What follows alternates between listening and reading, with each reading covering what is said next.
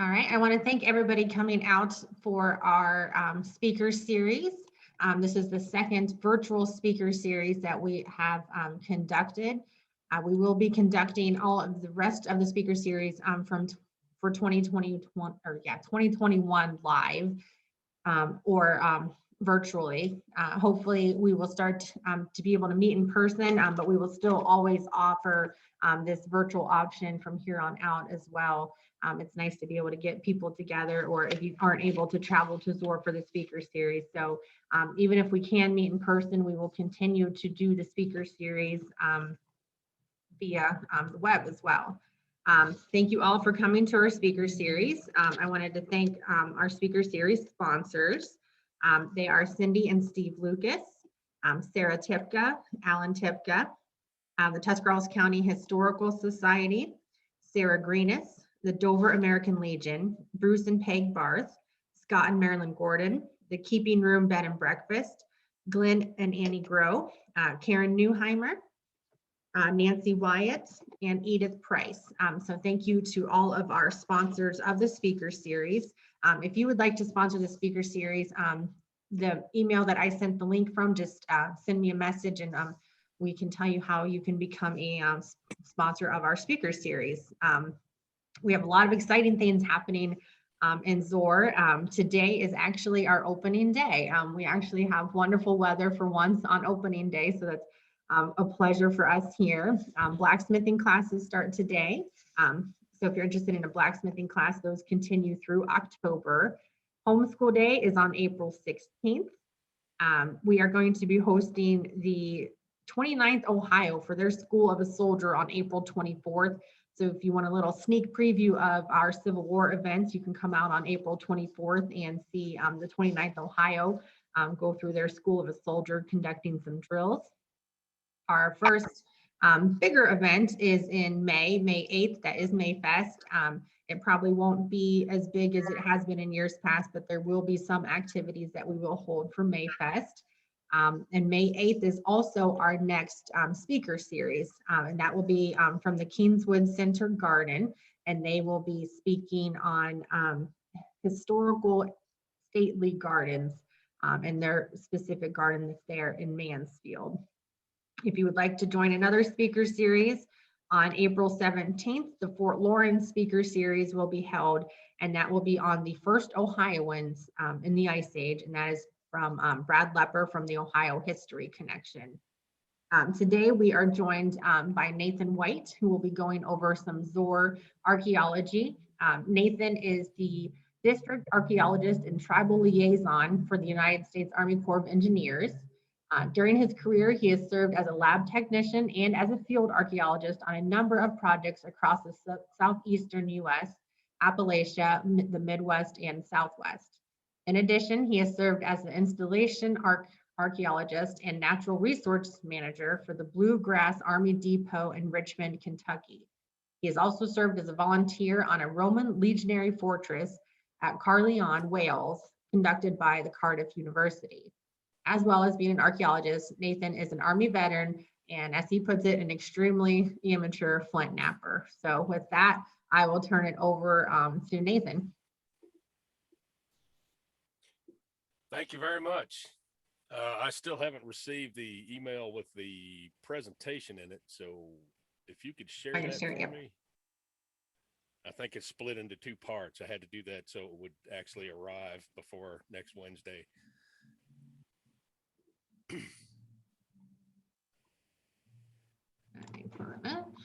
But yeah, my job as a federal employee, an archaeologist who works for the government, is to make sure that we can conduct the activities that we need to conduct without tearing up anything that's important. As an archaeologist, that serve as in a similar function to the biologists that are coordinating the Endangered Species Act, the foresters that manage the national forests and national historic landmarks, those sorts of things. So that's basically, you know, I tell people I work for the Corps of Engineers, and I'm like, what do they need with an archaeologist? You know, but can you? I can't see the PowerPoint. Do you have that up? Yeah, I'm working. It's opening. Oh, okay. Great. I'll just keep talking then. And again, I tried to keep it down to a reasonable number of slides, but I do go on. So I'd like to get through this and share everything with everybody, but I hope you don't mind if I go over just a little bit. And I love to talk, so all your questions will be welcome. Even the ones I can't answer. If I can't answer the question, I'll put you in touch with somebody who can. Or at least I'll do my best. Now, Nathan, the screen should be up. Okay. Oh, there we go. Yep. Can everybody else see that? I think I haven't heard anything. Yeah, we're good. I can see it. Okay, great. Excellent. I see thumbs up. Right. So this is a short photograph facing roughly northwest that captures a lot of the separatist era structures and the Zoar Levee. And you can see what's left of the section of the Tuscarawas that was cut off by the main channel a little bit to the west of that. Not only is Zoar unique because of the separatist era structures, but that levee was built in the 30s specifically to protect the National Historic Landmark. Of course, it wasn't a National Historic Landmark in the 30s, but they built that levee specifically to protect what was seen then as a unique resource. And of course, it's still very unique, and we've learned more about it. Next slide, please. Maybe.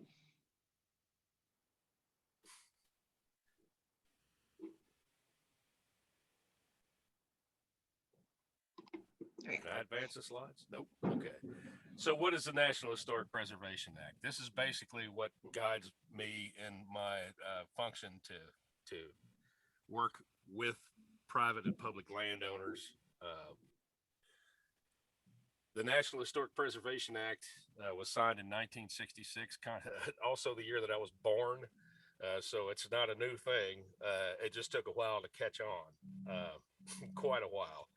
But it established the Advisory Council on Historic Preservation, which is out of DC, and they are basically, they solve all disputes. It established the National Register of Historic Places. That's basically a catalog of all the properties that hold special significance to our understanding of our shared past. And again, you're going to hear me use the word perspective a lot today. What is and what isn't historic can be contentious sometimes. The act also mandated the state historic preservation offices. In addition to the Advisory Council in Washington, each state was mandated to have a state historic preservation office. Now, you have Ohio History Connection, which houses both the SHPO and the Ohio History Connection. In Kentucky, they're referred to as Kentucky Heritage Council. And West Virginia's West Virginia Division of Culture and History. They go by a world of different names, but each one of those is the State Historic Preservation Office.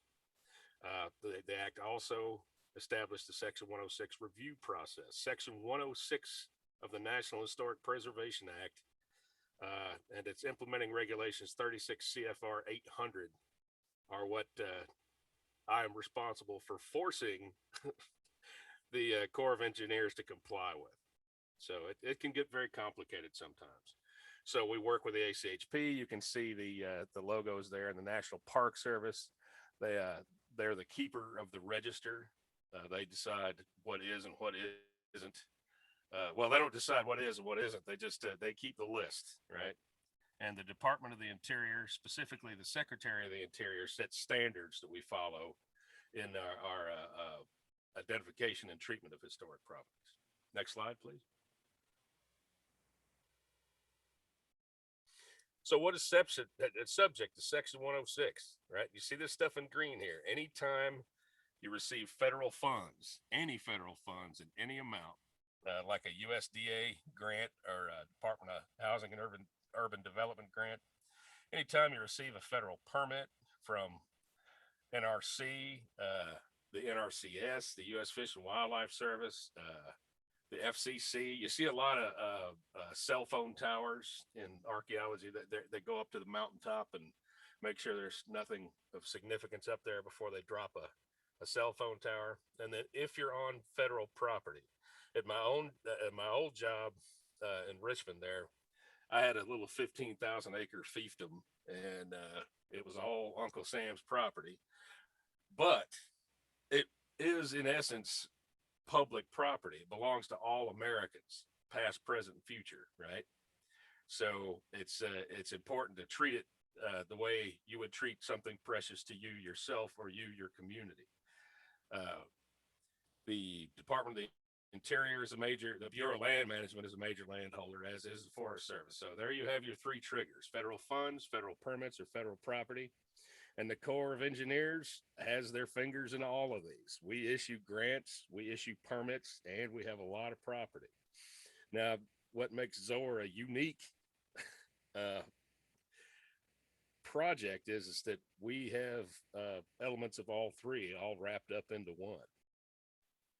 So that's what triggers Section 106, and it's at its root, it's to protect historic properties because they are a non-renewable resource. Next slide, please. So, who participates? The people who are applying for the assistance, the permits, the licenses. We're required to involve local governments. In this case, the Zoar Village Council and the State Historic Preservation Office. I think we might have a spy among us because I saw a Kristen K. And she may be joining us. She's an employee of the Ohio SHPO, and I'll tell you to brag on her just a little bit. The interactions between the federal agencies and SHPOs can be really difficult sometimes. There's a lot of room for misunderstandings. Sometimes we see each other as approaching with different goals. But the Ohio SHPO has done a great job of trying to help us get this project underway, and I really do appreciate their support. And again, all of these involve, especially when you're dealing with the tribes, they involve long-term relationships. So you never want to come away from a consultation with hard feelings. Now you may come away with hurt feelings, right? Because when I can't always give the SHPO what they want, and they can't always give me what I want. Sometimes the tribes aren't interested in compromise when it comes to certain things, but we all try to work with the recognition that we're all basically in this together, and we do share some common goals, if not all of them.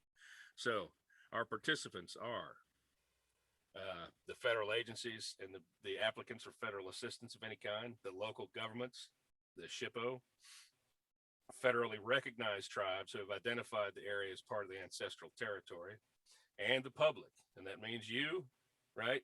When we're casting about for consulting parties, we like to make sure that Tammy is aware of what's going on so she can put it up on the Zoar website. We'll hang flyers, we'll send out press releases, because it's very important for us to make sure that everybody who has a stake in the historic property, that their voice is heard. And it's also really important for people to be able to tell us what they know. I've just been muted.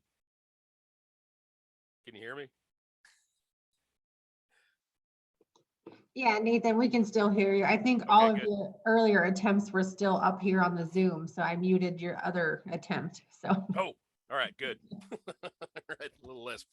Yeah, you can make Glenda White go away if you got Glenda Nathan White. That's good. But we sent out a solicitation for consulting parties, and we contacted all the tribes that we typically consult with that have expressed an interest in what's going on in this area of Ohio. And we heard back from the Wyandot and the Oneida and the Seneca Nation of Indians, and they are participating in case we happen to run across anything that is of significance to them. We need to make sure they're involved because they have a perspective that is unique. as the first inhabitants. And we're really trying to build a forward-looking and more positive relationship. And that's very difficult because there's been a lot of ugliness and a lot of betrayal and mistrust in the past. But it's remarkable to me every time I deal with the tribes that they are so willing to move forward. And it's important that their voices are heard. And again, they have a lot of expertise that we don't. And again, that goes for the public as well. You want to know what's going on in that hillock over there in that farmer's field? Go ask the farmer, right? Go ask the neighbors. Go ask the local historical society. So we want to make sure that the participants are that everybody who wants to take part, everybody who needs to take part is with us. Next slide, please.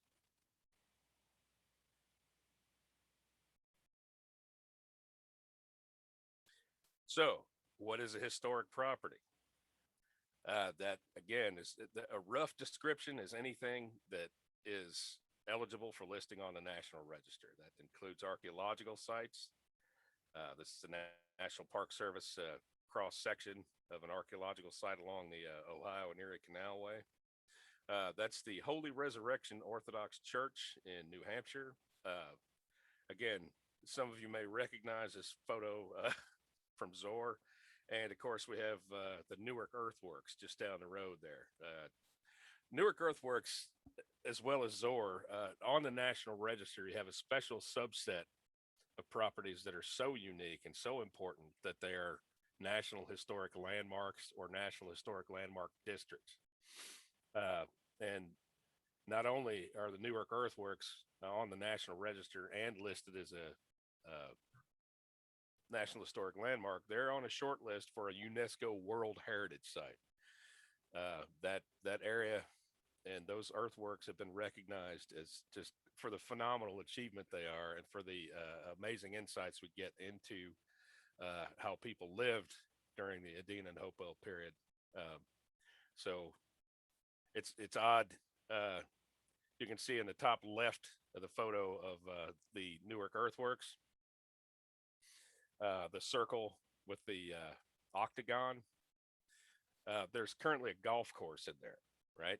And that may seem kind of shocking, but if it weren't for the golf course being there, they may have destroyed the earthworks to build shopping malls or something like that. So, and the odd thing about it is that the golf course has been there for so long that it itself is now eligible for the National Register. But there's some conflicts going on as to who gets to go there and visit the site, other than members of the country club. And there are lots of, I don't want to get too deep into that because I'll be out of my element and I don't want to tell any stories that aren't true. But issues regarding historic properties can definitely be contentious, and golfers do love their golf. And I'm going to stop there. Next slide, please. So who decides what is historic? It's basically something that comes down to the SHPO and the TIPO. That's the State Historic Preservation Office, or the Tribal Historic Preservation Office, and the lead federal agency with other consulting parties. And as I mentioned earlier, the keeper of the register will resolve disputes. If Ohio and I and the tribes and the other consulting parties can't agree as to whether or not a property is historic or not, we will present that to the keeper of the register, and the keeper of the register will resolve that dispute. Now, I've never had to do that myself because the Advisory Council on Historic Preservation and the keeper of the register, their advice to us is usually, why don't you try to play nice? Why don't y'all try and get along? And we'll make every effort to get up there. And I would really rather it not get up that high. I'd rather resolve things at the lowest possible level, if only because I think that's the way it ought to work. But also the keeper of the register's word, he or she, that's it. They say yes or no, and that's final. There will be no more disputes. But what makes a property historic? You can see the criteria here. If it's criteria A, it's significant events like the Revolutionary War, or, you know, you see that criteria A for a lot of battlefields, for a lot of World War I and World War II era structures.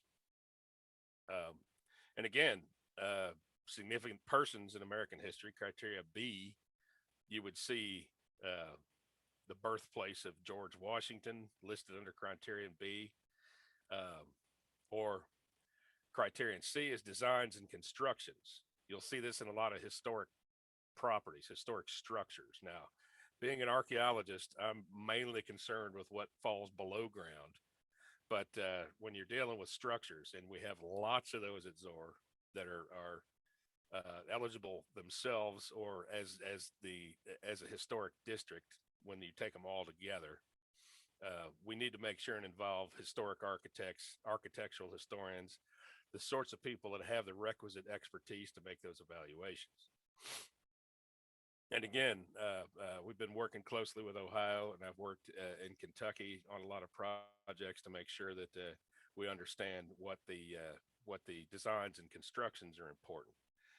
You would see Frank Lloyd Wright's most of his houses that are still standing, I believe, would be at least eligible, if not if they're not already listed. And then there's criterion D. That's typically archaeological sites with intact context, right?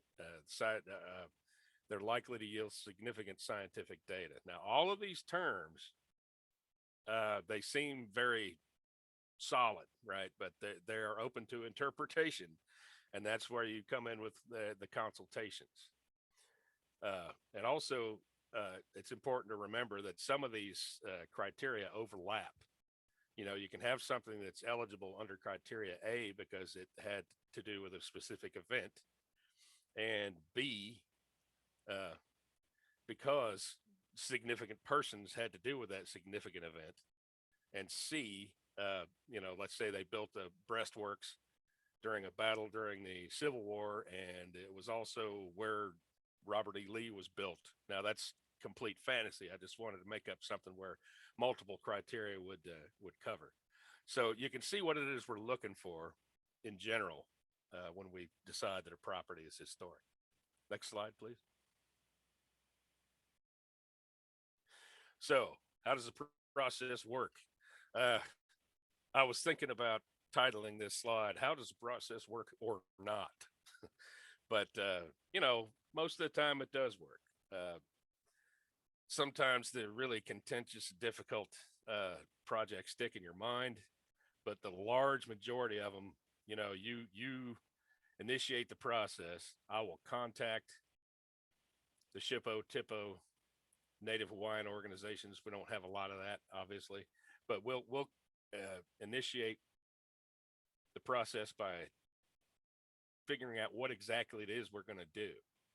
Now, the Corps of Engineers gets kind of tricky with this, right? Well, I don't want to say they get tricky. It's difficult with the Corps of Engineers because they go through a lot of processes when they're doing flood control, where they're constantly reviewing these things to make sure that you're getting the best bang for your buck and that it's going to yield the most protection, and that they've anticipated all of the different contingencies that you need to do when you're doing flood risk management.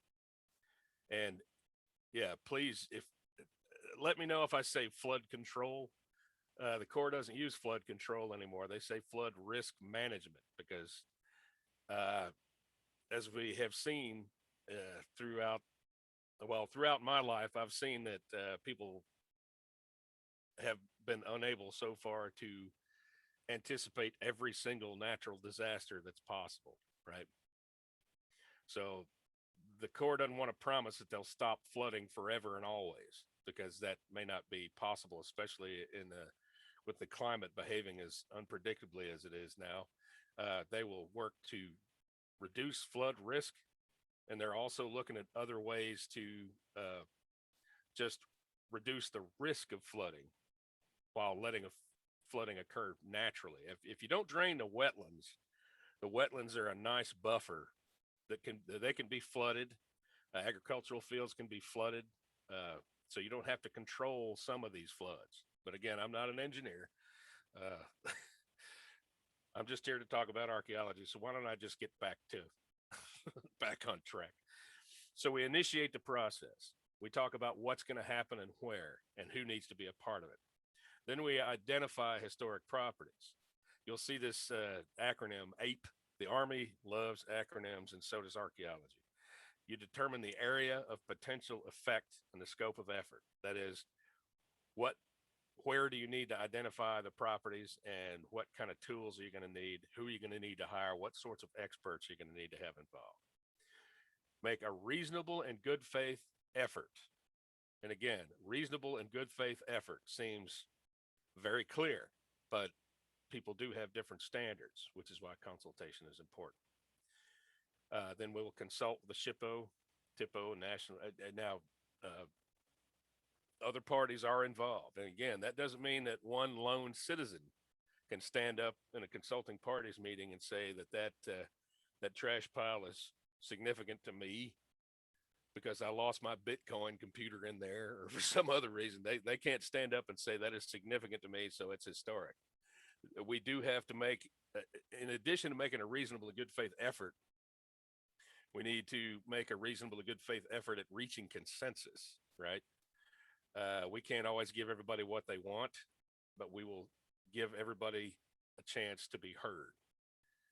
And you'll encounter situations sometimes where the SHPO disagrees with another organization, and some of your consulting parties can't come up with a consensus. But, again, most of the times that's not a problem. So once you've identified your historic properties in the area of potential effect, you need to assess the effects of the project on any historic properties are there.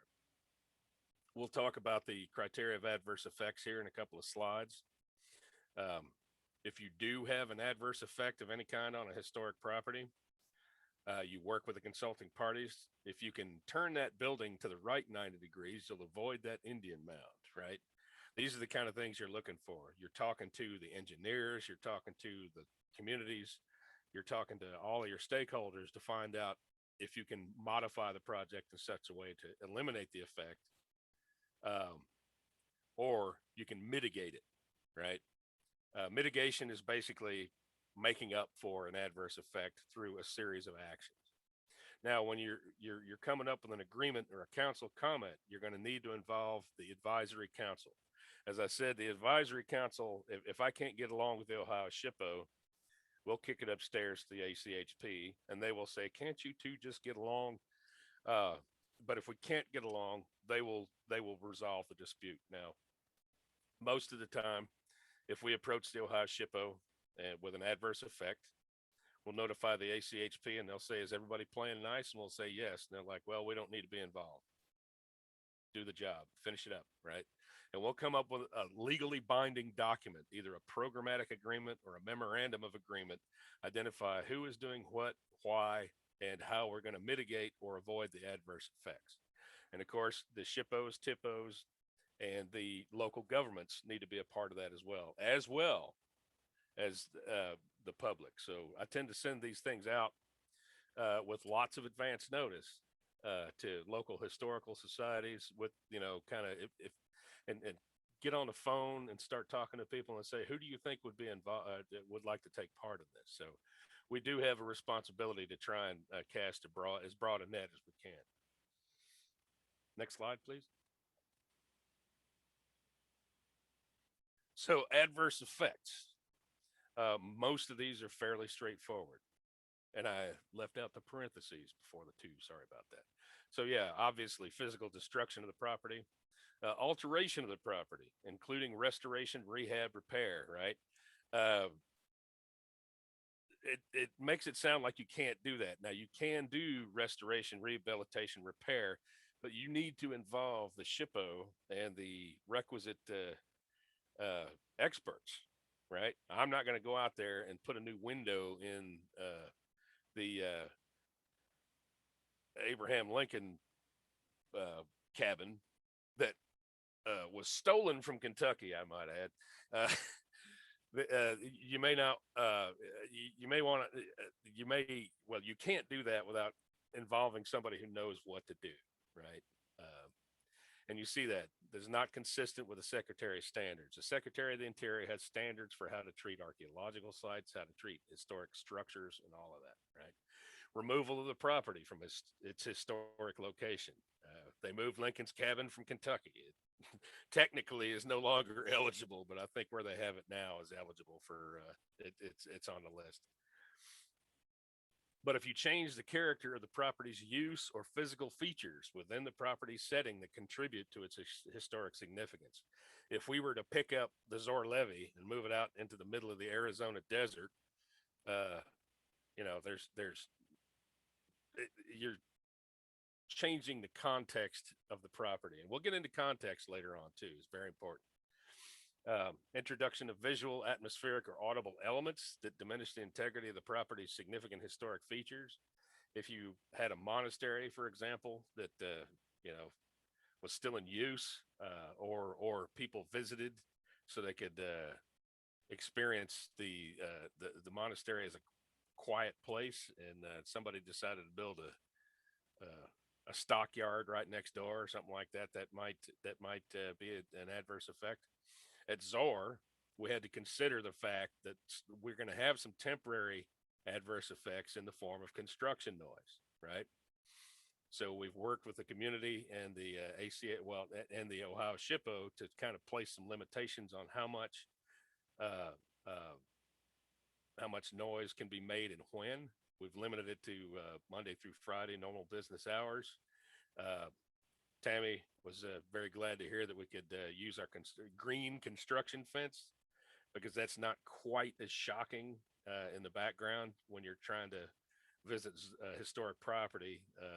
You know, there are little things that you can do not to eliminate the adverse effect, but to mitigate it, to diminish it, to try and reduce its impact. Now, neglect of a property which causes this deterioration. This is a big thing in the Army and across the federal landowner system. If you have a historic property and you don't take care of it, that is an adverse effect. Now, the Army's primary mission is to defend the country from all enemies, foreign and domestic, right? They're not in the business of maintaining historic properties.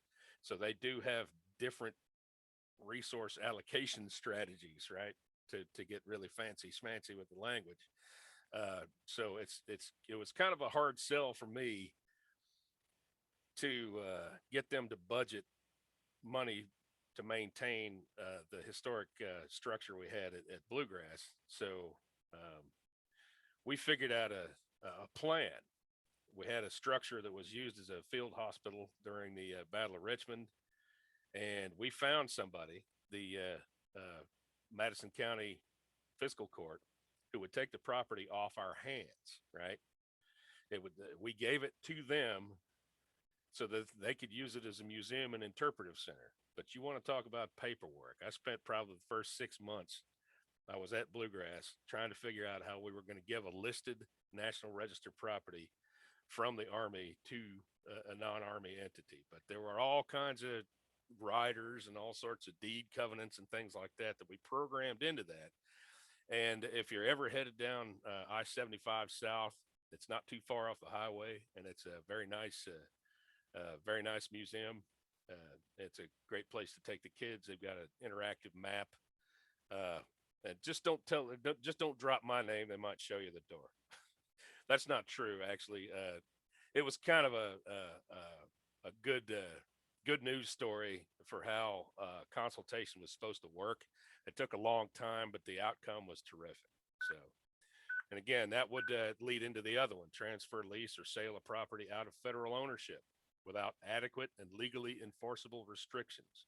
We came up with those adequate and legally enforceable restrictions, and when they signed the deed accepting the property, those all went into effect. Next slide, please.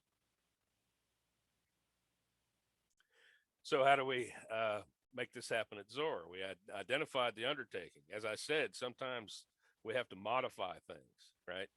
And the Section 106 process, it looks easy in a flow chart, but a lot of times you have to go back. If we're changing and we're putting in a slurry pond for the trench that we're building, And we've had to go back to the SHPO and say, and all the rest of the consulting parties and say, listen, we need to figure out how to do this without impacting historic properties. Our area of potential effect is subject to change, and we're consistently identifying more consulting parties. As part of our identified historic property ID, as I said, the Corps doesn't currently, at least not in my district, the Huntington district doesn't have an architectural historian. So we contracted with a firm that did a complete historic property background study of all those areas. They identified the structures and the remains of structures and the areas that remains of its structures could be, not only those from the separatist era, but those at Zoar that made it important for its part in early tourism and late 19th century industry, and our archaeological and geophysical survey is ongoing. We're still looking at some archaeological sites out there. And of course, it's really easy to identify a historic property when it's already listed as a National Historic Landmark District, right? So there you have it. There's a, but we have to look at the things that contribute to Zoar's significance as a National Historic Landmark, but we also have to see if there are any properties in there that we haven't identified yet. So our assessment of adverse effects is ongoing, and our resolution of adverse effects is ongoing as well. So, and again, I thank all the consulting parties for helping us out with that. Next slide, please. Okay, what is archaeology? Uh-oh. Is that a blank slide?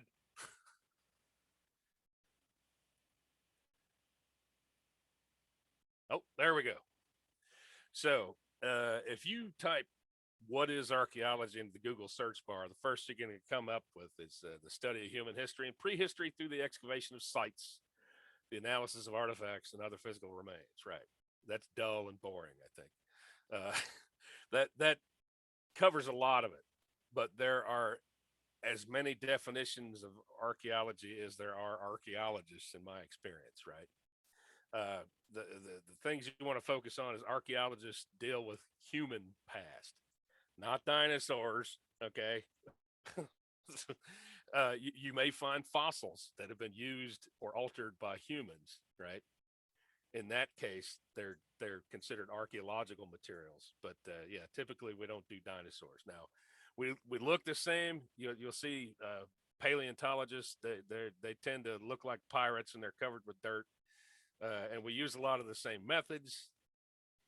We've got shovels and screens, and we're really interested in stratigraphy, but we don't do dinosaurs. But yeah, another very simple explanation is the interpretation of past cultures via the study of material remains. Okay, material remains. Now, that leads into the third one there, and that's the one that I go with most of the times, attempting to assemble a three-dimensional understanding of the human past with most of the pieces missing, right? That's due to a thing called preservation bias. The archaeological record isn't going to, it's not going to contain everything. You're going to get left with what doesn't rot in most cases. In some contexts, way back in caves, things are dry enough to preserve leather and that sort of thing. But if you're looking at a 10 to 12,000 year old piece of leather, it's going to be gone in a short period of time. But preservation bias is what kind of led to the man, the hunter false hypothesis, because, you know, in context, you tend to find durable remains. You may find a pottery, but what you're more likely to find are projectile points and hunting tools, right? So that kind of led people to think that men were out there bringing home the bison steaks. When you start thinking about preservation bias and actually looking at some of the archaeological signatures of basketry, of ceramics, and looking at how some hunter-gatherers live in the present, the man the hunter thing had to kind of be altered, right? Yes, hunter gatherers do bring home meat a lot of times, but it tends to towards the non-hunters, the gatherers are the ones bringing home a majority of the calories. Like, you know, from small game, you'll find people who are out working fields, or they're also grabbing small game. So that brings me to another point about scientific method and scientific consensus. You have things that never change, that are written in stone. When science is confronted with sufficient evidence, it needs to go back and re-examine the things that it has written in stone. And you see this a lot. Sometimes people don't want to challenge their own hypotheses, or hypotheses that they find dear to their own hearts. And much the same way I told you about how Section 106, sometimes you have to back up when you get new information. Science is the same way. If you've believed in something for a long time, but you keep finding evidence that doesn't fit, you may have to go back and reevaluate where you are. Now, you'll hear this a lot with evolution, and evolution does go back. Biologists do go back and readjust their hypotheses and their theories, right? But this is after people have examined the evidence thoroughly, not only the evidence, but the people presenting the evidence and what they may have to gain. Eventually, science will be forced by a preponderance of evidence to shift in the way they see the world. But again, that's probably something for another presentation. So let's move forward. Next slide, please. Okay, I found this at the Crow Canyon Archaeological Center. Not those artifacts there, but I saw this. The goal of archaeology is not to find and collect objects, but to understand how human societies work. The objects and the context which they are found are simply a means to that end. I think that hits lots of nails on lots of heads, right? And I'm going to keep that in my hip pocket. I just want to make sure that y'all know that I didn't come up with that. That was Crow Canyon Archaeological Center.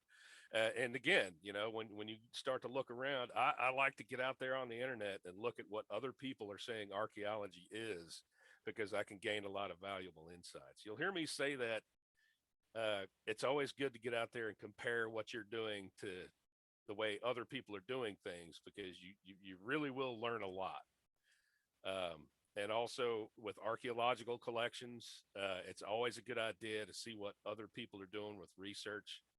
The things that you can learn from examining the separatists' material culture at Zoar could be very, very influential when other archaeologists are looking at the material culture from, say, Shaker settlements, or the Amana settlements, or any other kind of separatist sect or isolated community. Next slide, please. So what is the archaeological record? Okay, this is as opposed to the historic record.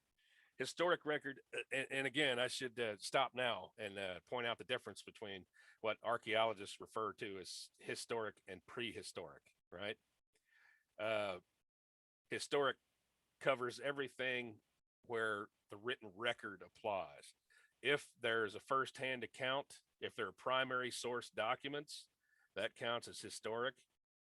And if there are not, that counts as prehistoric. Now, in my consultations with the tribes and early in school, the term prehistoric is problematic, because the Shawnee and the Tuscarora, they were here a long time before we showed up, and they have a history, right? So when we say prehistoric, that kind of implies that they had no history just because they didn't write it down. Now, not only do they have a history, they just had a different way of transmitting it.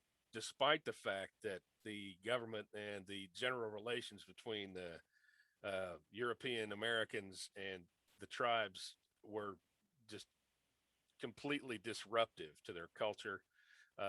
And again, some of these were intentional.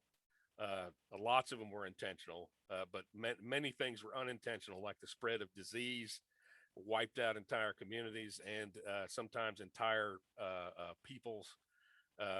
So it's really important to, I'm trying to train myself to say pre-contact when I'm talking about here in the United States, right? And not all the tribes agree on that, but the tribes that I have worked with in the recent past, they accept pre-contact because you're drawing a line in between the appearance of Euro-American artifacts in the archaeological record and the what came before that, and it's a lot less politically loaded. So I'm trying, but as you can tell from the white beard, I'm old and I mess it up sometimes, and I'm trying to keep up, right? But the archaeological record you'll find is made of artifacts. Those are things that are portable. You can carry those around with you, and features, right? This is a post molds from a Middle Fort Ancient village in Kentucky, and a feature is something you can't carry. You cannot take all of these post molds back to a laboratory and reassemble them without changing their essential nature. So it's that's an important distinction. Artifacts you can pick up and carry away. We'd prefer you didn't do that, actually, but features you cannot. And then, of course, you have landscapes. Combinations of artifacts and features make up archaeological sites, and landscapes can be integrated into that as well, especially when it comes to sacred mountains or, intentional constructions that are blended into the landscape, like the Newark earthworks. I love the Newark earthworks. I'm sorry I used that twice, but so the archaeological record is a way for us to understand what happened before. Next slide, please.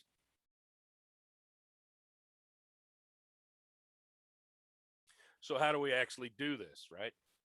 You start in the library, you start in archives, right? Before your shovel even hits the ground, you go back and you read, we went back and read everything we could read about Zoar, everything that you could find in the archives about Zoar itself and people who were researching in Zoar, so you can target your excavations. You can't just grab a shovel and decide you're going to go dig something up without,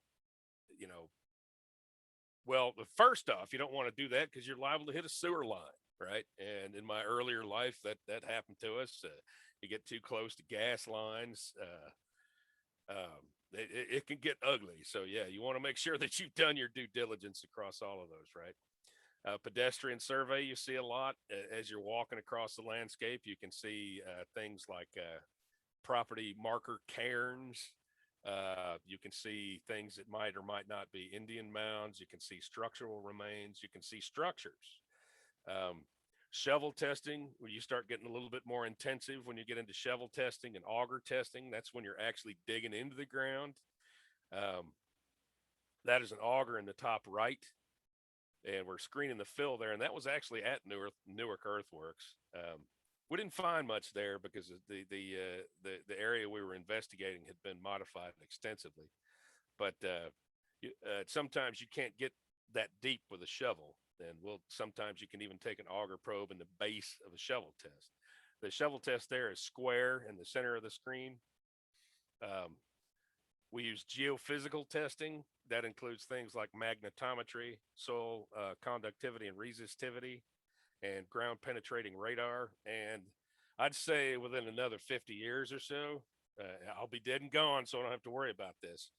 GPR and magnetometry and those sorts of geophysical archaeologies may put us all out of work, or it may mean that a lot fewer of us are working, and we'll have a lot more tools and technology in our hands. So test and block excavation. Once you've identified your archaeological sites with your shovel testing and your auger testing, and especially your geophysical testing, you might be able to find what it is you're looking for, right? And this is at Caerleon, the Roman legionary fortress. The interesting thing about that is that we have enough historical data in the form of writing, and they've excavated enough of these. So if you find a structure at a Roman legionary fortress and you can identify its function, you will know exactly where all the other structures are, right? So we managed to, well, no, I say we, I was assisting Cardiff University out there in 2010 excavate the storehouse. And just using maps of other legionary fortresses, the Romans always, they came along and stamped the authority of the Senate and the people of Rome on the landscape. You know, they came along and said, this is now Roman, and the remains are still there. So, yeah, your test and block excavation, the testing excavation is a smaller version of this, but the block excavation, a lot of times the Corps of Engineers won't won't do that unless they absolutely have to. Federal agencies are more than happy to avoid archaeological sites and historic properties. That's our first effort is going to be try to avoid impacting that archaeological site, which can frustrate uh, academic archaeological organizations because they want to see the research, right? But as a federal agency, if we avoid and preserve that data in situ so somebody else can come along and interpret it, that's going to be that's going to be our first goal, because that's usually the best for the resource and the best for the taxpayer, because these block excavations, they take up a lot of time and a whole lot of money. Now, I'm not saying I wouldn't like to go out there and excavate at the second cow barn at Zoar. I'd love to do that, right? But I would have to get together with some of you folks, and we'd write us a grant from the National Science Foundation and then go out and do it, right, on somebody else's paycheck. But the Corps is, and I'd say just about all federal agencies, they would rather leave something alone than impact it, because it's cheaper and better for the resource in the long run. Next slide, please. Now, once you get all these dirty artifacts back into the lab, washing, and if you go to volunteer for an archaeological unit at a university or a historical society or with a cultural resource management firm, they'll put you to work washing artifacts, right? Because there's a lot of that to do. A lot of them have backlogs. So if you ever get interested in trying to learn a little bit about how the lab works, I strongly encourage you to contact Ohio History Connection or Ohio State University or CRM firms to help them wash and catalog. Then you sort and categorize these artifacts. You find like things and either group them together or split them based on morphological characteristics, based on what your research tells you the tools or items are, and what, you know, that's another reason you want to make sure and do your background research to find out how other people analyze these artifacts. Now, spatial analysis is another thing that geographic information systems, GIS, that they told me it was a wave of the future in about 1994. So by the time I got to Bluegrass Army Depot in 2003, I left in 2018, and I was still fighting to get them to give us a GIS expert. Spatial analysis, especially software, when you don't have to do all this by hand with a drawing, that is huge, right? Again, you're going to hear me talk about context over and over and over again. Where was everything found in relation to all the other artifacts and features, and where did activities occur? We're going to look at activity areas here in a minute too. Archaeobotany, what were people growing? Were they growing it to eat? Were they growing it for ritual purposes? Were they growing things? Did they toast seeds? and were they growing flax to make textiles? Again, a lot of these things you can get from the historic record, right? But when you're reading history, you're subject to the point of view of the writer. And if the writer isn't interested in what they were wearing or what they were growing, you're going to miss that. Now, what we try to fill in gaps in the historical record with archaeology. Now that is contentious among archaeologists. We're not just trying to true up history. We're trying to work with history to make history richer, right? We work together. Faunal analysis, right?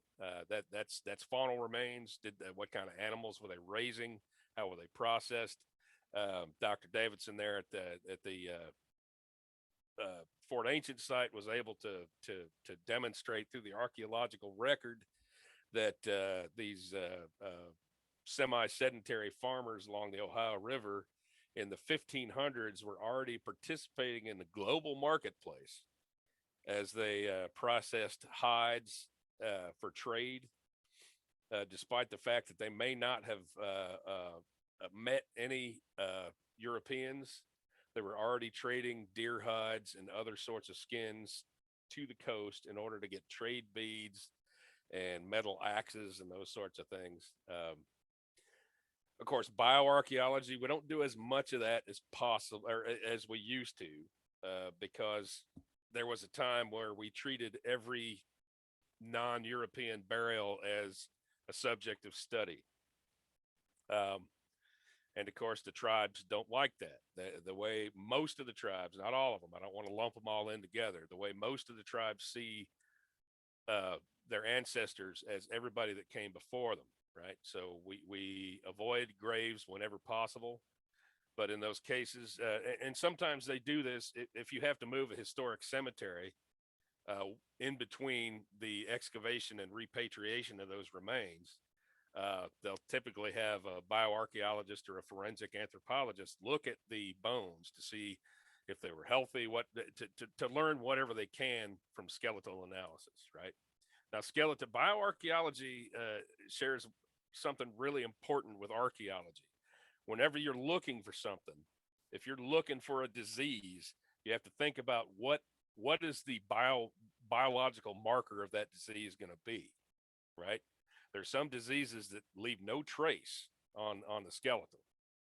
And in archaeology, if you're looking for something, or if you're making a claim about so-and-so was a ritual site, you have to think, okay, what would we expect to find at that site if it were a ritual site? So, yeah, that gets really tricky, you know. And then, of course, you compare results to other studies. That's the point of research. And you also, if you can, you want to publish your research in order that other people can look at your comparisons, and you guys can discuss them, critique them, get in a big fist fight at a professional convention in front of everybody. That's been known to happen, especially when they start drinking. But publication of your data is also important. And one note about next slide, please. I think the context is next slide. I do want to talk about this. So spatial analysis, this is a Hardin Village. Dr. Davidson there did this work. And at Fort Ancient sites, a lot of times, if you can identify the types of artifacts and features you have, you can identify activity areas, right? Where are you finding the places where people work stone tools or make pottery? Where are you finding a majority of your burials? And again, there aren't any burials on this map. Just the gray areas are housing structures, and the orange or the yellowish brown are features, and the red are their artifact finds. But in a lot of Fort Ancient sites, you'll have a housing zone where you're going to find a majority of your structures. Then you'll find a mortuary zone around that. And then in the middle, in this plaza that would have been surrounded by a circular village, the Monongahela were also very similar in their layout, except for the Monongahela had circular houses, right? but there would be this central plaza that was swept clean of artifacts. So you'll have this outer area here that's very dense, very dark soil with lots and lots and lots of artifacts in it. You'll have this middle ring here with fewer artifacts, and then you'll have this area here where not only did people not do a lot of things, right, but they also would come in and sweep the area clear and keep it nice and flat for ceremonial purposes, right? Now, this is based partly on archaeological data and also on ethnographic data. The Fort Ancient, we don't have any ethnographic data, any reliable ethnographic data from people that lived among them, Europeans that lived among them, but we can kind of retrodict some of the things about how other cultures that we do know about made use of their spaces in circular villages. Next slide, please. I don't know why I decided to mess around with that animation. I guess I ought to just give up. I get one of my young interns to help out on that. So I wanted to mention absolute versus relative dating, right? And absolute dating is C14 and dendrochronology. Now, dendrochronology is going to depend on having accurate historical records of things like droughts and fire events. You can kind of get a pretty good idea of how old a tree ring, or the date of a tree ring, if you can compare that against other dendrochronologies and against the historical record, because dry years and fire years and moist years are going to leave different signatures in the tree ring cross section. And this is very helpful for if you're excavating a log tomb or something like that. They've used this to a large degree in the Mediterranean because they have such a deep historical record that they can tell what time the trees were cut down when they're in the ground. Also, a lot of areas in the Mediterranean are very dry, so you have a lot of good preservation. Preservation bias isn't as hard on data in desert and cave atmospheres, at least the dry parts of the cave, right? And now C14, you hear this a lot. The bad thing about C14 is that it has to be, as we get more and more data, we keep having to recalibrate. So you'll see in a lot of documentation, you'll say, it'll say 1400 calibrated such and such date to 1500, that again, as I said, the scientific method, when you get more and better data, sometimes you have to go back and calibrate things, but it is fairly good. The huge difference between absolute is you're going to get a range of dates, right? Historical records are going to tell you that this type of pottery was made from 1862 to 1905. So you know that the pottery was produced during those years. And dendrochronology will tell you when the tree was cut down. It's not going to tell you how long it's been laying in the ground. You're going to have to look at other things to inform that. So absolute dating kind of makes you think that it's absolute, but it is not. It's just more absolute than relative dating. Now, relative dating, you're relying almost wholly on superposition and stratigraphy, right? You're going to know how old it is relative to the whole. You're not going to have any dates. Now, these things do work together. Next slide, please.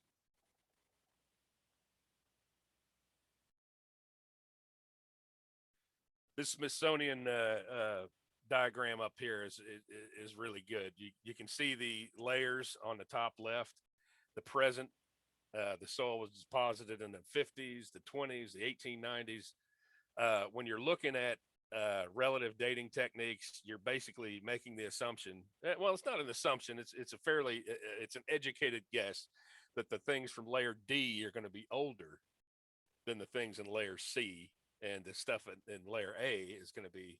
Now, this only works if you have intact stratigraphy, or that you have stratigraphy that you can understand how and when the soils got down there. And that's why, You think archaeologists are crazy? Wait till you meet a geomorphologist. Okay, we work with geomorphologists that can tell us the story of how the soils got there in the first place, right? Now, if you look at the Smithsonian figure on the right there, you can see scattered masonry in layer F. That's going to be the oldest layer. Now in layer E, you've got charcoal. Charcoal is something that you can get a C14 sample out of, right? So if you have an intact context, if you can see the lines in the soil like this, and you take a sample from layer E, you're going to be able to combine the absolute and relative dating techniques. And early in archaeology, people were obsessed with creating series, right? They wanted to know how this a series like ceramics or whatever artifact type you're dealing with, they wanted to group them into categories, right? So you would find artifacts that are found in a similar context, and this is the way we built the pre-contact seriation we have for artifacts now. We found out which artifacts tended to occur together, and when we were able to get C14 samples and stratigraphic data from those samples, we were able to figure out not only what types of artifacts tended to occur, but which ones were older than other ones, both from C14 and other absolute dating techniques and the relative. And you can see these in the field at the bottom of that slide. That's from, is that Michigan State, right? That's one of their excavations. I just picked these out. That's another one that I dug with my own two hands there. You can see two strata within the soil. And in both cases, it looks like you have kind of a uniform deposition of soil. That's another thing the geomorphologist is going to be able to tell you, whether or not the soil is intact and what types of processes laid the soil down. We'll come to that again later as well. Next slide, please. Now, this is from Wikipedia, and I don't like to use Wikipedia, but this was perfect for our purposes. We're looking at a stratigraphic sequence here. The stuff on the bottom, of course, is the oldest road with associated side ditch. Your second phase is the occupation, and the third phase is an open area, okay? And you'll see your post structures. If you'll recall back to the slide I had with the Middle Fort Ancient Village, you find these we tend not to find the posts themselves, but we'll see dark stains in the soil that go down a bit where they put in the wall trenches to build their houses. Another thing that's intensely frustrating is when you've got your third phase, and I ran into this when we were doing the Caesars Casino boat project back in 95 or so. The Mississippians, who were some of the last of the pre-contact people to inhabit the area, had dug these massive bell-shaped storage pits down into earlier occupations and spread out all these ancient, much older pieces of lithic material out on their living surface. So you have occasions where people are coming along and disturbing context in the same way farmers do when they drag a disc across a field, or a plow that goes, or a bog disc or something like that that goes way down deep. So sometimes, if you've got disturbed context, you'll find things where they probably shouldn't be. Now, that doesn't mean that an archaic person time traveled into the Mississippian phase. It means that we found an artifact that may not be where it's supposed to be. So we have to try and discover what it is about that context. Why is this happening here? We can't dismiss it out of hand at all, but we don't want to jump on the most dramatic explanation for that.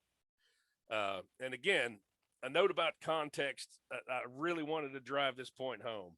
This is why it's so important to preserve context. You don't want to take any data out of this data set because it degrades it big time. Not only do you lose the data you'd get from the archaeological material itself, from the artifacts, you're going to lose data on the features. And if you see the way people go after prehistoric artifacts, they tend to just start digging a big old hole, and it's going to tear up all of this other stuff, right?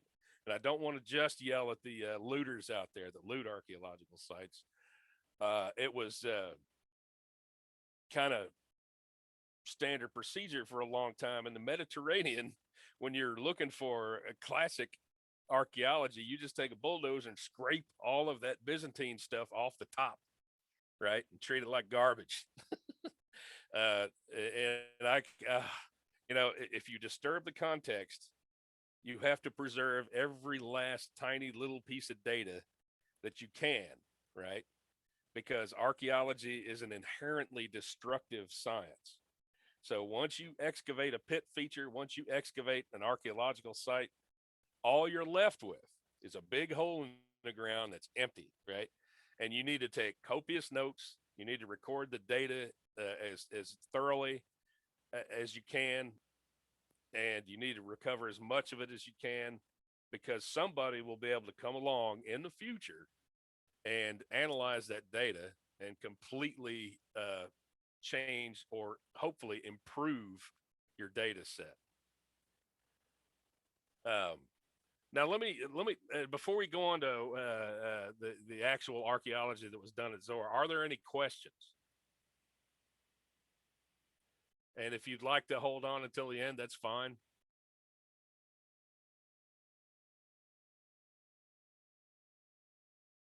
Okay, we don't have any questions yet. Oh yeah, and again, before we move on, we are required when we're working on federal property, especially, to curate not only the documents and the notes and the GIS data and all the reports and publications, but the artifacts themselves have to be, according to the CFR, they have to be curated. So I made reference to it earlier.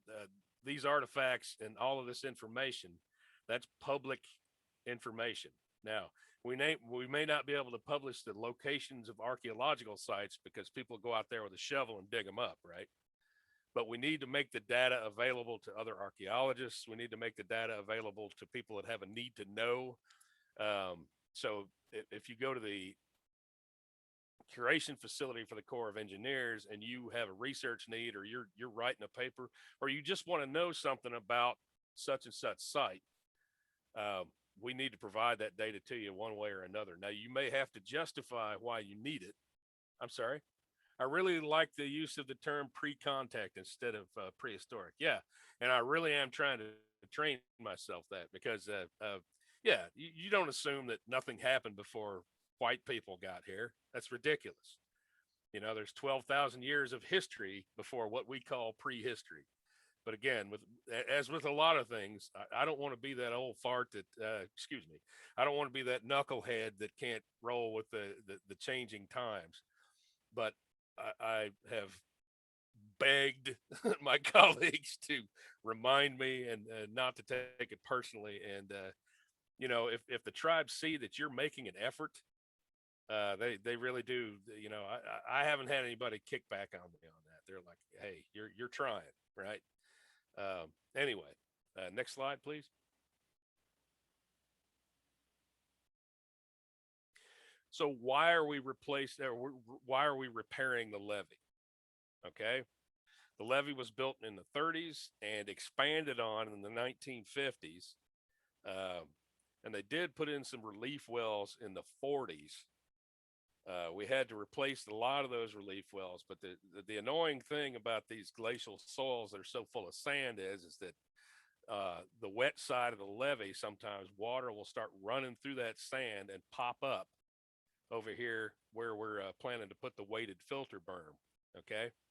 And through subsequent high water events, we were, I say we, I've only seen photographs. Tammy was there, right? She could tell you all about them. we started to see these pin boils coming up, and they got bigger and bigger, and we've got to figure out a way to cut that off. So the Corps did a lot of research, and again, they have a lot of experts on engineering and on flood risk management. But the best way they came up with was to add a filter blanket and replace the relief wells and the collector and dig this thing called an IEIT, which stands for, I told you the Army loves acronyms, the Internal Erosion Interception Trench, the IEIT, which is going to be a semi-permeable concrete. So when the water flows underneath there, it's going to get caught in that. It's going to cut off the flow of the water from underneath the berm, collect it, so it can be pumped over the berm over here. If you look in the southeast side to the existing ponding area. So what we have to be able to do is do some fairly major construction without damaging the National Historic Landmark.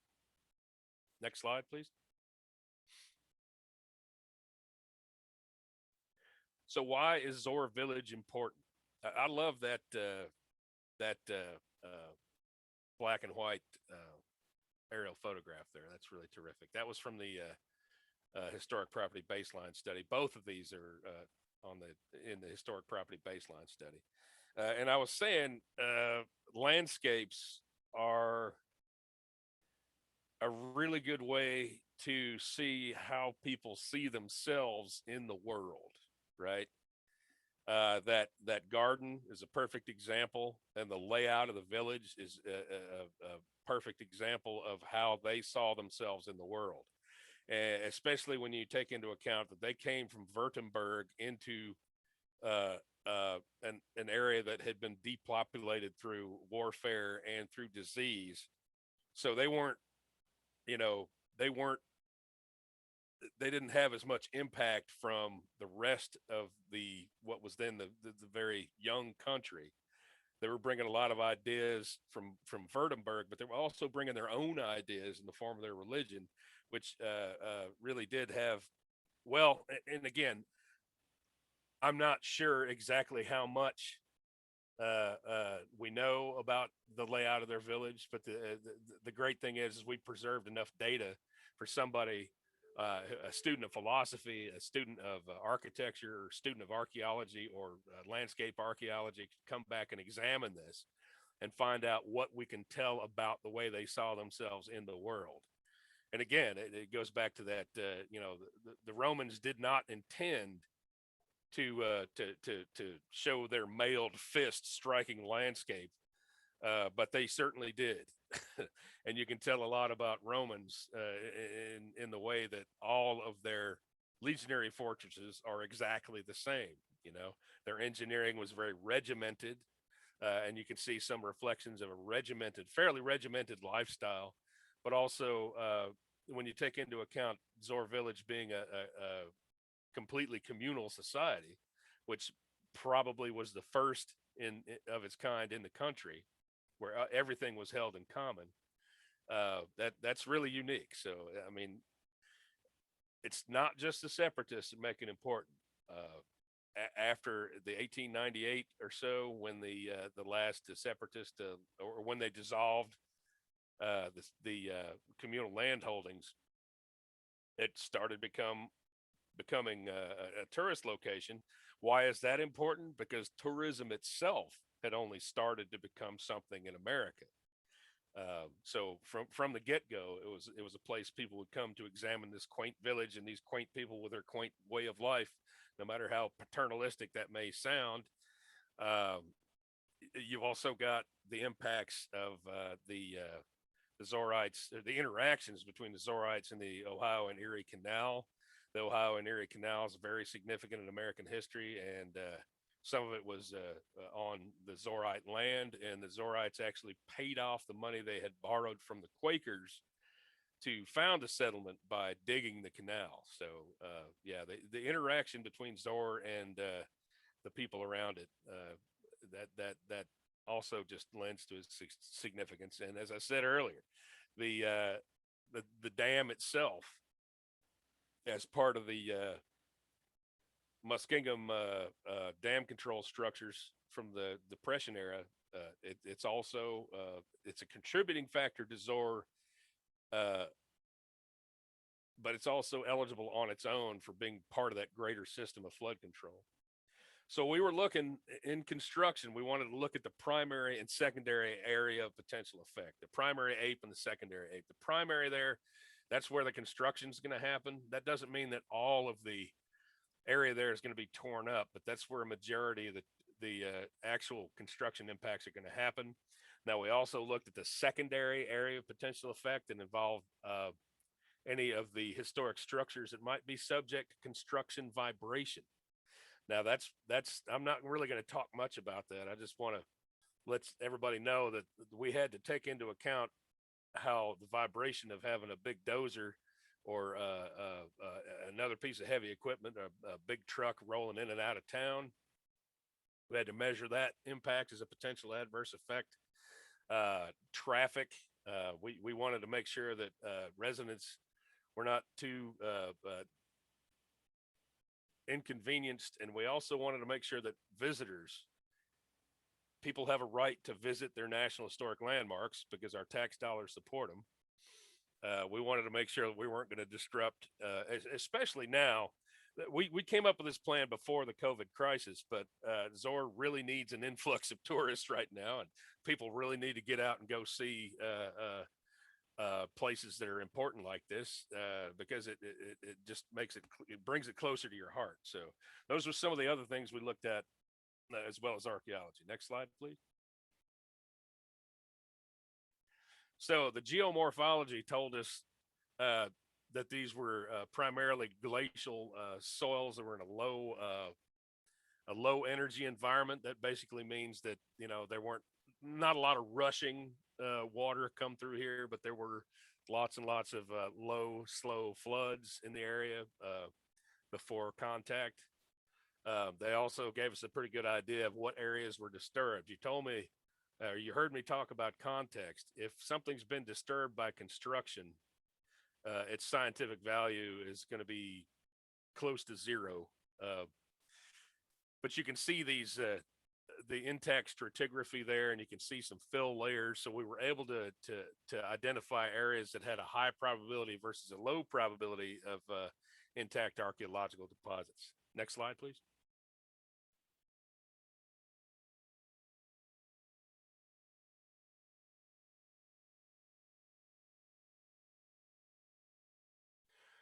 So these were the results of our shovel testing and auger probing. We identified 2 archaeological sites there, 33 TU 829 and TU 828. Now that's a Smithsonian trinomial number. That basically means 33 is the state of Ohio, TU is Tuscarawas County, and 828, that means that's the 828th archaeological site that you found that we have identified in that county. So those numbers will allow any researcher that's familiar with the Smithsonian system to identify that site. If you've referenced that site, people should be able to find it. Now you'll see these concentrations of artifacts, the red dots there. Those are where we found collections of artifacts, and that's basically how you define an archaeological site. Collections of artifacts in a relatively undisturbed context. Now, we're going to get to 828 again. 829 didn't seem to be much of any significance, but we're still, as I said, consultations are ongoing. We're still, I don't want to say squabbling, but we're still in discussions with Ohio SHPO and some of the other consulting parties about the significance of 829. There's some of us who think that it doesn't have any information that's going to yield or it's not going to yield any scientific information that is going to change the world. But that's a process, right?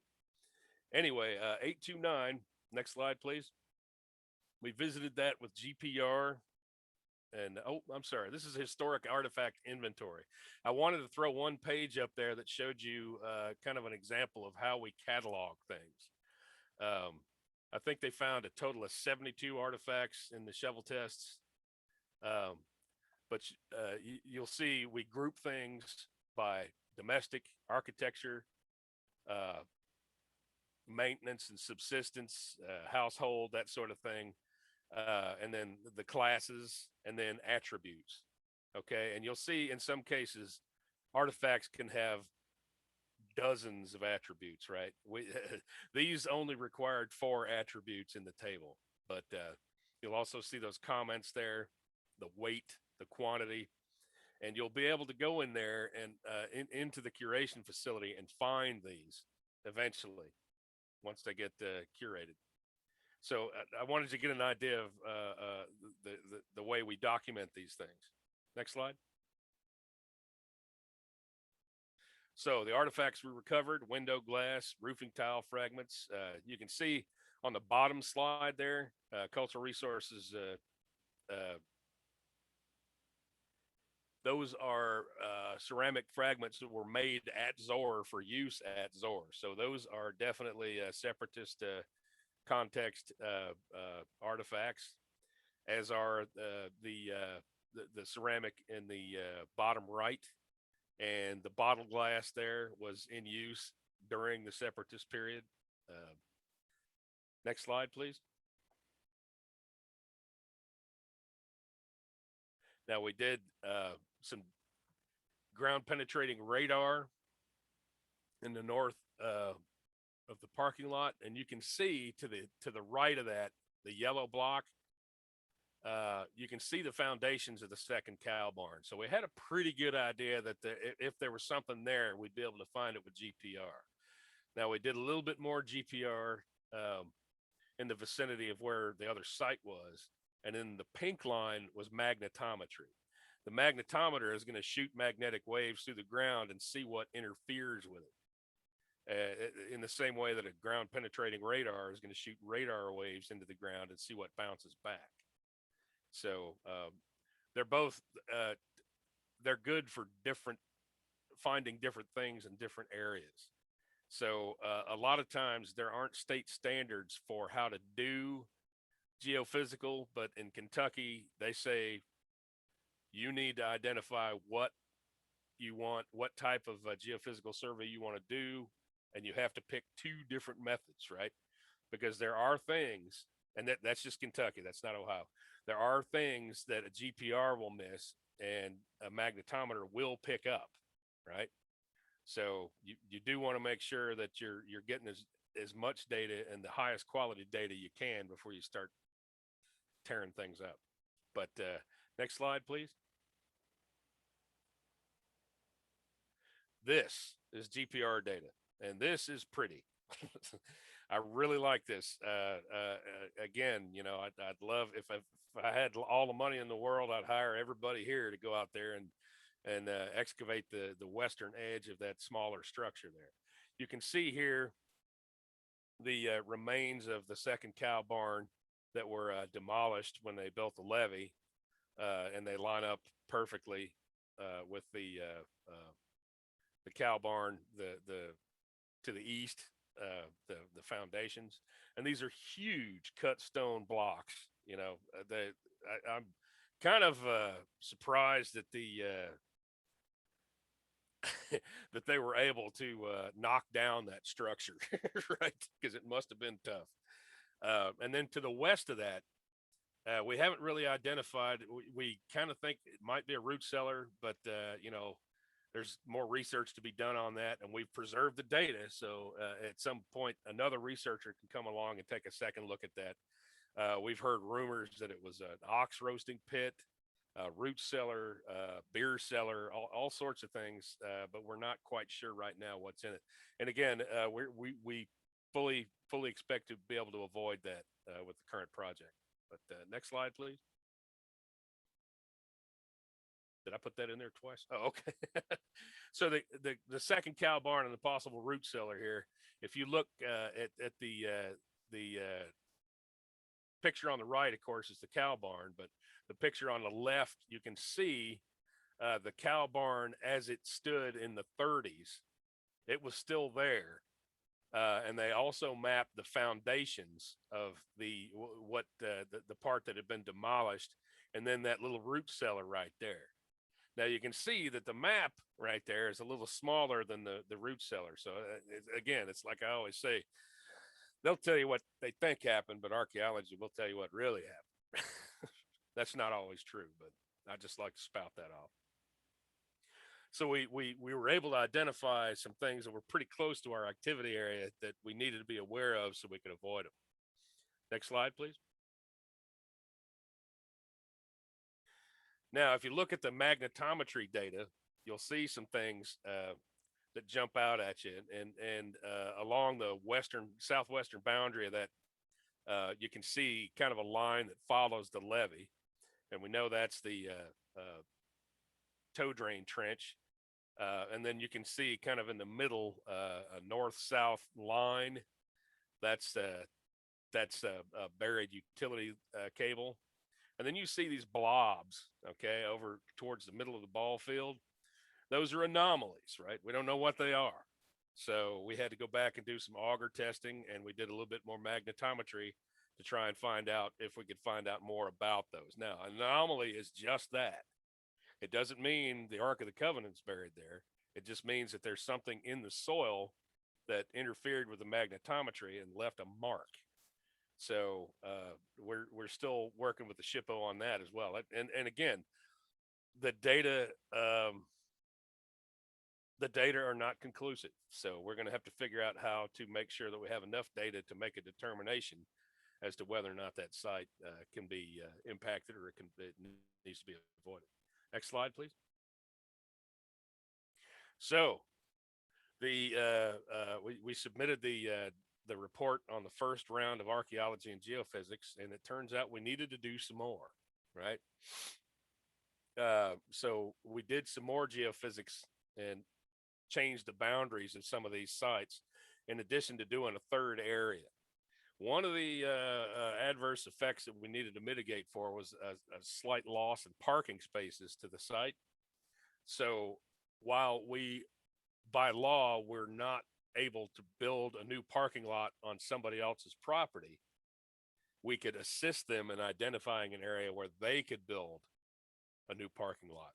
So we worked out, a deal basically with the village that we would examine an area, and we located a new archaeological site that is 33 TU 835 with a possible well or privy. And, I don't want to be off color or anything, but privies are archaeological gold because, first off, again, I hate to say it, but you can tell what people were eating. And also, once privies fall out of favor, people start throwing their garbage in there, and garbage is archaeological gold. It always is. They're throwing old dishes, murder weapons. They're throwing all kinds of things down into those privies. That's how you can find out exactly how much whiskey people are drinking versus how much they report drinking. There's a really William Rathje, I forget what university he worked with. He did a garbage study where they basically cut columns into a landfill in a community, and they went out into the community and asked people, how much beer do you drink, right? And how much vegetables do you eat? And they found in their archaeological work that people were seriously over-reporting their vegetable consumption and under-reporting their beer consumption. So it's just another way where you can use archaeology to supplement your data and vice versa. Next slide, please. So yeah, just a little closer look at the second round of geophys. Again, you'll see that foundation. Pedestrian surveys are always important because they're going to help you home in on these things. If you see a grave-shaped hole in the ground, there might be a grave there, right? God help us. I shouldn't even have said that because human remains are a major nightmare. And not in the metaphysical sense. In the physical sense, there's a lot. First, you have to contact all the local law enforcement, and everybody has to agree that it's not a crime scene. It's an archaeological, the only case that I've well, I don't want to start telling stories, but we hit a burial at a place I used to work, and it took me about 4 hours to convince the powers that be that it was an archaeological. Uh, uh, they were archaeological remains. We need to leave them in place, and if it was a crime scene, the crime happened between 400 and 600 years ago, and the perpetrator has probably gone on to his or her just desserts in the next life, should there be one. But anyway, yeah, you don't want to find human remains. If you do, we do have procedures to follow, but it's you want to stop a project, boy, there you go. So that means that we need to be extra careful and make sure that we understand exactly where people are likely to be buried before we start doing this archaeological stuff. There's a great story about the Kentucky Transportation Cabinet building their new headquarters in Frankfurt. And as soon as they started excavating the ground, they hit burials. They hit hundreds of burials. And somebody was like, how could this happen? And we didn't know it was there. It must have been unlisted. But if you go into the old Capitol building and you look up at the mural that shows a scene across the river, you can see a cemetery. So somebody dropped the ball when they were doing their background research. But I did get to visit the lab where they were analyzing a lot of that stuff, and it was really cool. But I'm just glad I wasn't part of the project. Next slide, please. So, preservation of our shared past. Why are we in this game? We want to have a balanced view of culture. We want to make sure that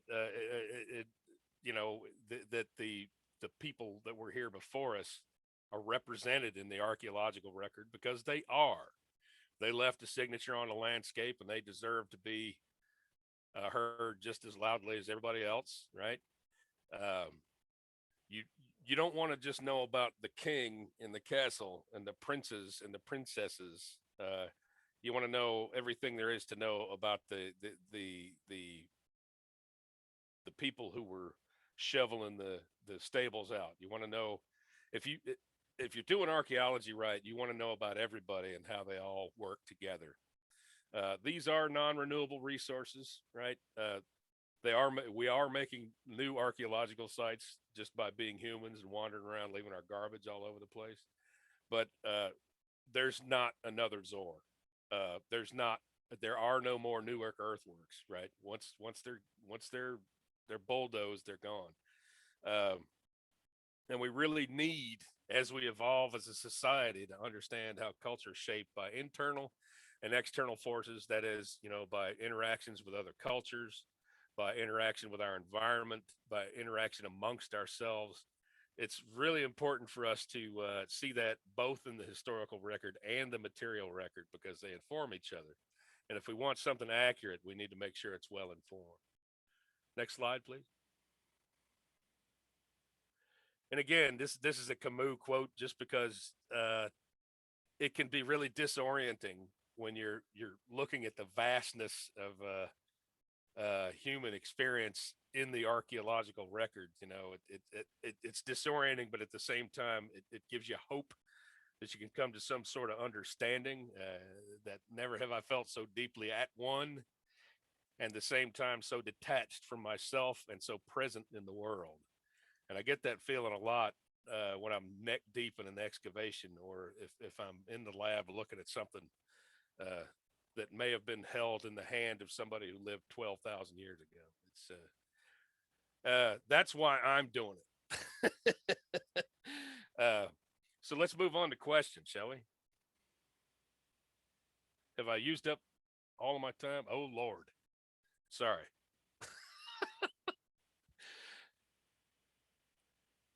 Okay, we've got to have some questions here.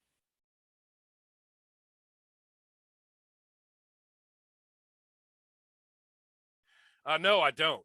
I hold forth now and again, and I'll do it some more once the bar's open. But I don't teach anywhere at the moment. I might do that. Consider that as an option for retiring. Anyone else? Oh, and the beard makes me look professorial, right? But it's just a beard. Yeah.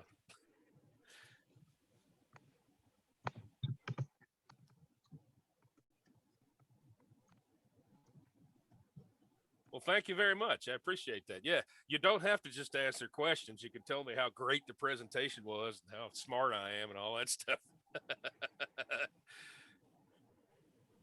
Oh yeah, there's my phone number, my contact information.